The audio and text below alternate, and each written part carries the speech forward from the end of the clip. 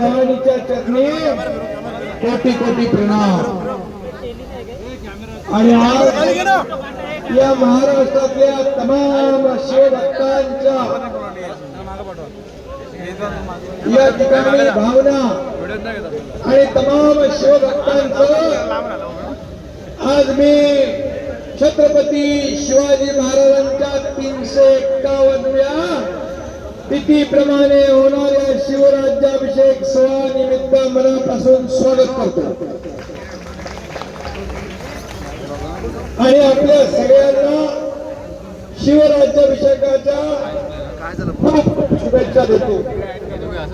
खरं म्हणजे गेल्या वर्षी 350वा राज्याभिषेक सोहळा आपण नेत्रदीपक असा केला, दृष्ट लागावा असा केला आणि आज देखील वारा पाऊस वादळ याचा कुठलाही विचार तमान बाळगता हजारो शिवभक्त इथं जमले, त्यांना मी धन्यवाद देतो, त्यांचं मी अभिनंदन करतो।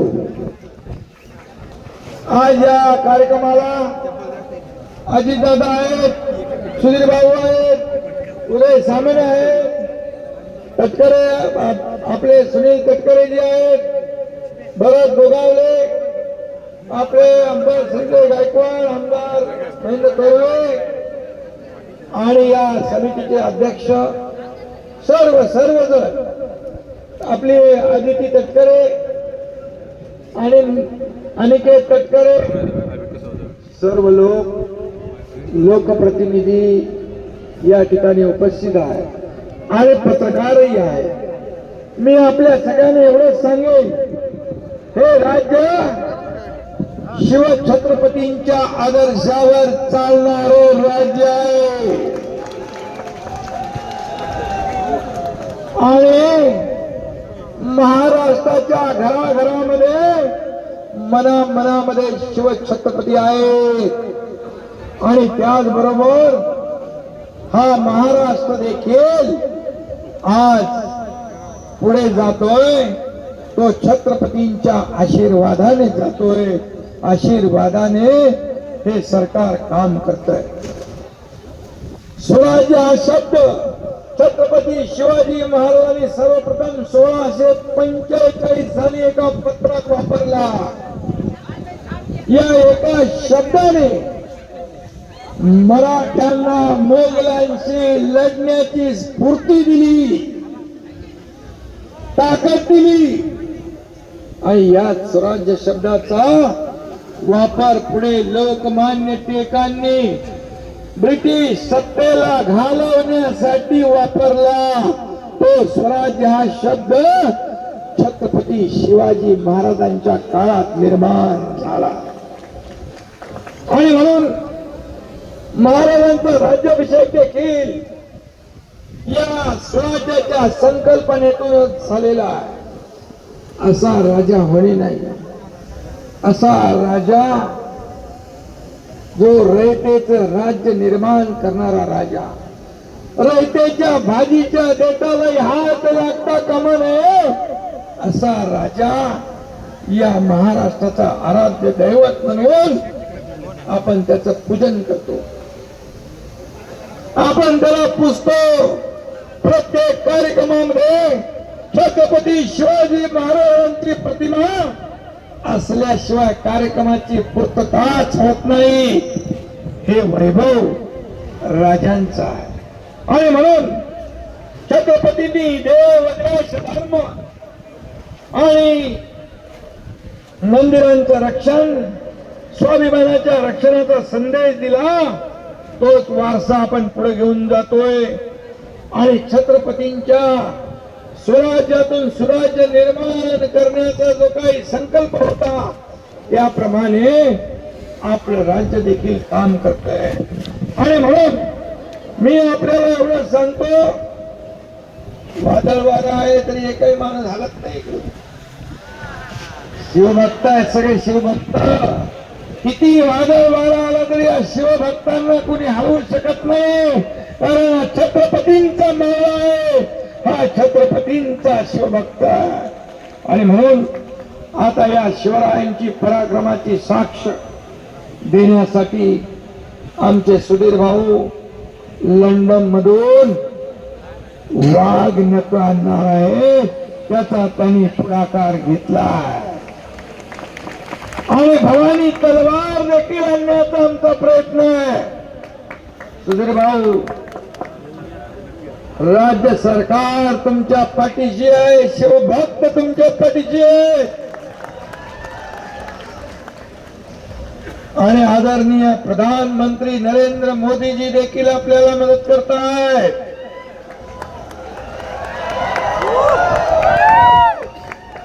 मंदिर वही बनाएंगे, मंदिर वही बनाएंगे, तारीख नहीं बताएंगे असं चेष्टा करणारे लोक, त्यांची थोबाडा बंद करण्याचं काम प्रधानमंत्री महोदयांनी केलं. जय श्री राम. मंदिर भी बनाया, तारीख भी बताया, उद्घाटन भी कर दिया. जय श्रीराम म्हणून आपण नारा देतो.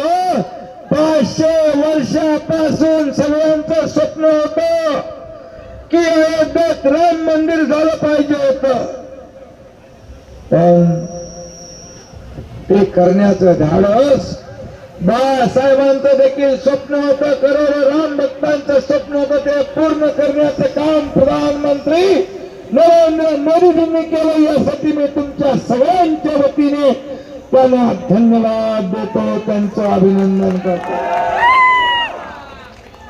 आज मी एवढंच आपल्याला सांगतो, महाराष्ट्रातील सावेर, पन्हाळा, विजयदुर्ग, सिंधुदुर्ग या 11 किल्ल्यांचा आपला प्रस्ताव कुठं गेलाय माहित आहे?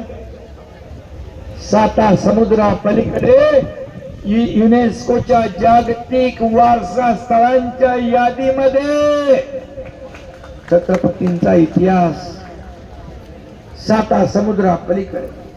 आणि म्हणून शिवछत्रपतींच्या बद्दल जेवढं बोलावं तेवढं थोडा. तुम्हाला एवढंच सांगतो, तिथीनुसार तुमची जी मागणी आहे ती सरकारने मान्य केलेली आहे. आणि यापुढे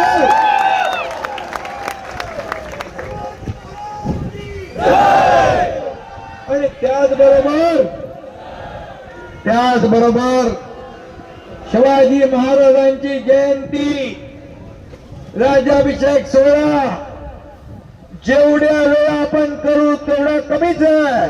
एवढं राजांचं कर्तृत्व होतं, एवढं राजांचा त्याग आणि या सगळ्या गोष्टी इतिहास आपल्याला माहित आहे. मला वाटतं अगोदर पण एक झालं ना भरसे, किती तारखेला झाले? 6 तारखेला एक कार्यक्रम झाला तारखेनुसार आणि आपला हा तिथीनुसार.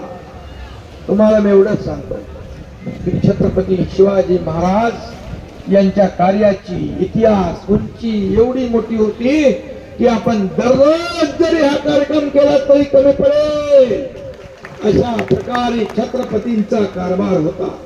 आणि म्हणून मी आपल्याला एवढंच सांगतो, छत्रपती शिवाजी महाराजांच्या काळात त्यांचे सवंगडी कोण होते? शेतकरी, कष्टकरी. आणि याच राज्यामध्ये छत्रपतीच्या आदर्शाने चालणाऱ्या राज्यात आपलं सरकार देखील आपलं म्हणजे तुमचं सगळ्यांचं सरकार, हे सर्वसामान्यांचं सरकार आहे, हे शिवभक्तांचं सरकार आहे. आणि यामध्ये सर्वसामान्याला न्याय देण्याचं काम आपलं सरकार करतंय. आणि म्हणून हे छत्रपती शिवाजी महाराजांचे किल्ले कसे बनले असतील, एवढ्या उंचावर कशा तोफा गेल्या असतील, एवढे मोठे मोठे दगड कसे गेले असतील, या पाण्याची व्यवस्था कशी केली असेल, हे सर्वसामान्य माणूस नाही करू शकत. त्यावेळेच त्यांचं विजन, ती इंजिनिअरिंग, त्याचं आर्किटेक्चर सगळं दिव्य दृष्टी असल्याशिवाय हे कदापि शक्य नाही. म्हणून छत्रपती शिवाजी महाराज सर्वसामान्य मानव नाही तर आपलं दैवत होतं. आणि म्हणून मी आपल्याला एवढंच सांगतो, जेवढे गडकोट किल्ले या राज्यामध्ये आहेत, जेवढे किल्ले या महाराष्ट्रात आपल्या राज्यात आहेत, या सर्व किल्ल्यांचं जतन, संवर्धन आणि रक्षण करण्याचं काम हे राज्य सरकार करेल.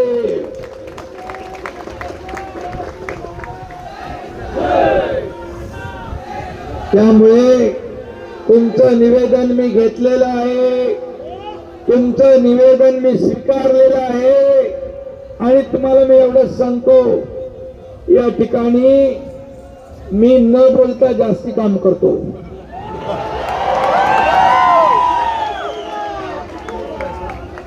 आणि म्हणून तुमच्या मनातलं जे स्वप्न आहे ते माझ्या देखील मनातलं स्वप्न आहे.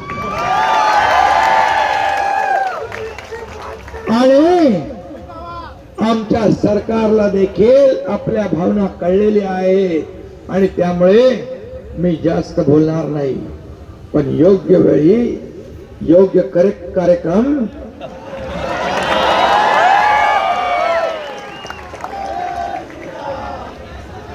आणि म्हणून तुम्ही खात्री बाळगा, तुम्ही खात्री बाळगा.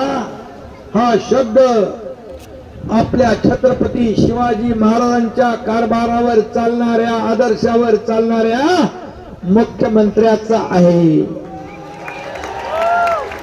आणि माझ्यासोबत इथं अजितदादा पण आहे, देवेंद्र फडणवीस पण आहे आणि आमचे सुधीर भाऊ पण आहे. सुधीर भाऊच्या जेव्हा शिवाजी महाराजांचा विषय येतो तेव्हा अंगात एकदम रोमांच उभा राहतो. हे खरे शिवभक्त आहे.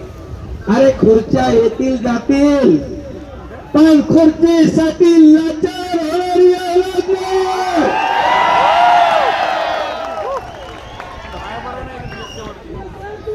आणि म्हणून तुम्हाला मी सांगतो, शिवसृष्टीला 50 कोटी आम्ही मागच्या वर्षी जाहीर केले, त्याच्यामध्ये आणखी वाढ करून पाहिजे ती देखील आपलं सरकार दे.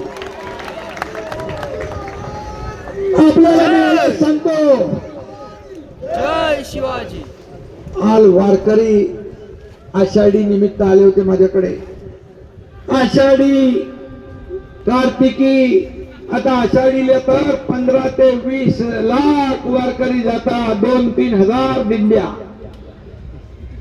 आषाढी कशी झाली पाहिजे? स्वच्छ, निर्मल आणि सुरक्षित. हे सरकार कोणाचं आहे? शेतकऱ्यांचं, कष्टकऱ्यांचं, वारकऱ्यांचं, तुमच्या शिवभक्तांचं. आणि त्यामुळे प्रत्येक दिंडीला आपल्या सरकारने 20,000 रुपये देण्याचा निर्णय घेतला. त्याच्यात पण पोटदुखी सुरू झाली. अरे तुम्ही तर कधी दिले नाही, पण हे सरकार वारकऱ्यांचं. पंढरीनाथ महाराज की.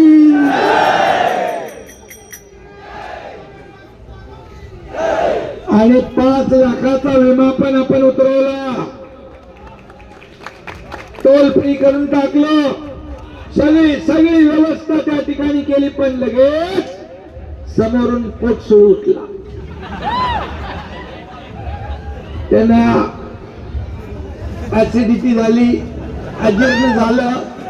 त्याच्यासाठी पण बाळासाहेब ठाकरे आपला दवाखाना आम्ही काढून ठेवला मोफत. आणि म्हणून तुम्हाला मी सांगतो, तुम्ही काळजी करू नका. तुमचं हे जे काम आहे, हे काम 100% करणार, 100% होणार.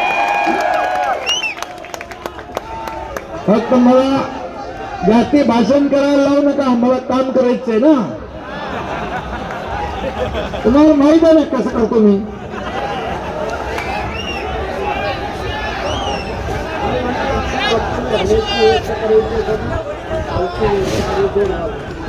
शिवभक्तांना खाली राहण्याची व्यवस्था पायथ्याशी करावी, अशा प्रकारची मागणी भरत शेटने केली आहे.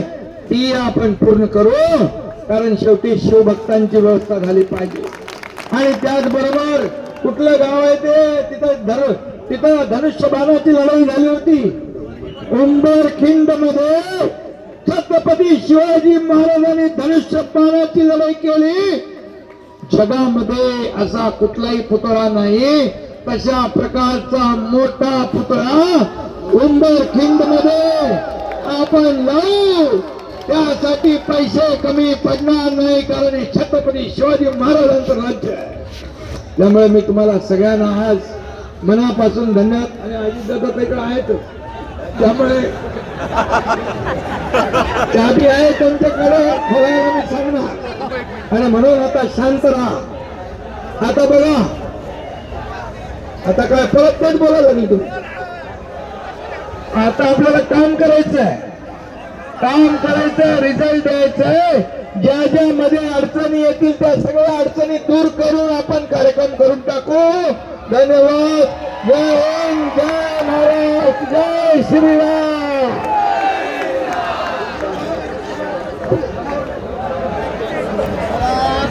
धन्यवाद शिंदे सर. मी आपल्याला विनंती करते की आपण एका विशेष अंकाचं प्रकाशन करावं. 351व्या शिवराज्याभिषेक सोहळ्याच्या निमित्ताने हा विशेष